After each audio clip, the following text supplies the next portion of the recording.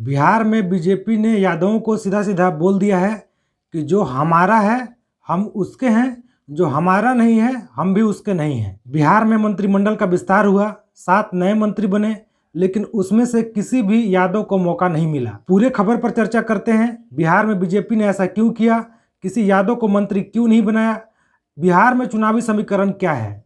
मेरा नाम है अभिषेक और आप देख रहे हैं भारत जंक्शन। बिहार में अभी कुल 54 यादव विधायक हैं। 54 में से सबसे ज़्यादा आरजेडी के 35, उसके बाद बीजेपी के 8, जेडीयू के 7, लेफ्ट पार्टियों के 3 और कांग्रेस के 1 यादव विधायक हैं। और अभी बिहार में कुल 36 मंत्री हैं और 36 में से 21 बीजेपी के मंत्री हैं, लेकिन बीजेपी के 21 मंत्री में से एक भी यादव मंत्री नहीं है। आपको भी हैरानी होगी, बिल्कुल आप सही सुन रहे हैं। बिहार के कुल 36 मंत्री में से 21 बीजेपी के मंत्री हैं और उसमें से एक भी यादव मंत्री नहीं है। जेडीयू की तरफ से 1 यादव मंत्री हैं और बीजेपी ने अभी जो मंत्रिमंडल विस्तार किया है उसमें 7 में से 7 बीजेपी के हैं और उसमें से भी यादव एक भी नहीं है। मतलब चुनावी साल में मंत्रिमंडल का विस्तार हुआ, बीजेपी के विधायक मंत्री बने, लेकिन बीजेपी ने चुनावी साल में भी किसी यादव को मंत्री नहीं बनाया। इसके बाद बवाल मचा हुआ है कि चुनावी साल में बिहार में बीजेपी ने ऐसा क्यों किया, यादव को मंत्री क्यों नहीं बनाया।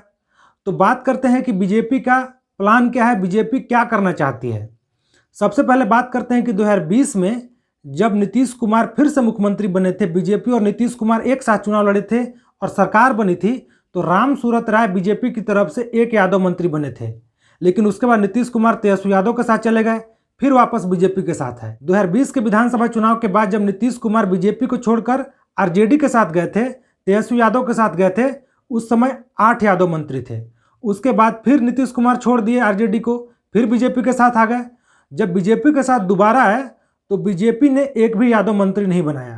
पहली बार में 1 यादव मंत्री बनाया था, लेकिन जब दोबारा आए 28 जनवरी 2024 को तो एक भी यादव मंत्री नहीं बनाया बीजेपी ने। लेकिन आपको ये भी ध्यान रखना होगा कि जो अभी बिहार में बीजेपी के सबसे बड़े यादव नेता हैं नित्यानंद राय, वो केंद्र सरकार में मंत्री हैं, लेकिन इसके बावजूद बीजेपी ने बिहार में एक भी यादव मंत्री नहीं बनाया। तो बीजेपी ने ऐसा किया क्यों है? तो चर्चा ये है कि बीजेपी चाहती है कि ओबीसी में जो नॉन यादव ओबीसी हैं उनको ज़्यादा से ज़्यादा मौका दिया जाए, क्योंकि पिछले 8 चुनाव का जो ट्रेंड रहा है, लगभग 70 से 80% यादव आरजेडी को या फिर उनके साथ जो भी गठबंधन में रहता है उनको वोट करते हैं। तो ऐसे में बीजेपी को लगता है कि यादव मंत्री बनाने से कोई फायदा है नहीं, क्योंकि यादव लगातार पिछले 8 चुनाव से ज़्यादा संख्या में लगभग 70 से 80% आरजेडी और उनके सहयोगियों को वोट कर रहे हैं। तो बीजेपी का प्लान है कि जो ओबीसी के अंदर जो नॉन यादव ओबीसी हैं, यादव के अलावा जो बाकी ओबीसी बच गए, उनको ज़्यादा से ज़्यादा मौका दिया जाए, उनको विधायक बनाया जाए और उनको मंत्री ही बनाया जाए, जिससे कि बीजेपी को फायदा भी हो। क्योंकि बीजेपी को लगता है कि यादव के अलावा जो बाकी ओबीसी कैटेगरी में लोग आते हैं उन लोग बीजेपी को वोट करते हैं। तो ऐसे में बीजेपी उन्हीं को मौका देना चाहती है। बीजेपी का फंडा क्लियर है कि अगर आप हमारे साथ चुनाव में हैं तो हम आपको मंत्री बनाएंगे, विधायक बनाएंगे, अगर आप हमारे साथ नहीं हैं तो फिर हम आपको मौका क्यों दें। लेकिन बात है कि लगातार जो विरोधी दल हैं, आरजेडी और उनके सहयोगी, लगातार बीजेपी पर सवाल उठा रहे हैं कि इतना बड़ा मंत्रिमंडल है, 36 मंत्री हैं, इसमें से मात्र एक जेडीयू ने मंत्री बनाया है यादव को, लेकिन 36 में से जो 21 बीजेपी के मंत्री हैं, एक भी बीजेपी ने यादव को मंत्री नहीं बनाया। लेकिन चुनावी साल में बीजेपी ने भी एक बड़ा जोखिम मोल लिया है। अब देखना होगा कि इसका चुनाव में क्या असर होता है, इसका क्या परिणाम पर असर पड़ता है। बीजेपी का फंडा क्लियर है कि जो नॉन यादव ओबीसी हैं उन पर ज़्यादा से ज़्यादा फोकस किया जाए, वहाँ से ज़्यादा फायदा मिल सकता है, वहाँ से ज़्यादा वोट मिल सकता है।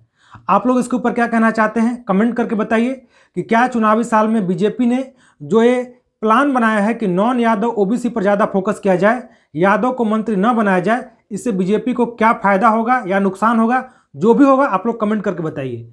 अगर वीडियो अच्छा लगा तो वीडियो को लाइक और शेयर कीजिए। अगर चैनल पर नए हैं तो चैनल को सब्सक्राइब जरूर कीजिए। धन्यवाद।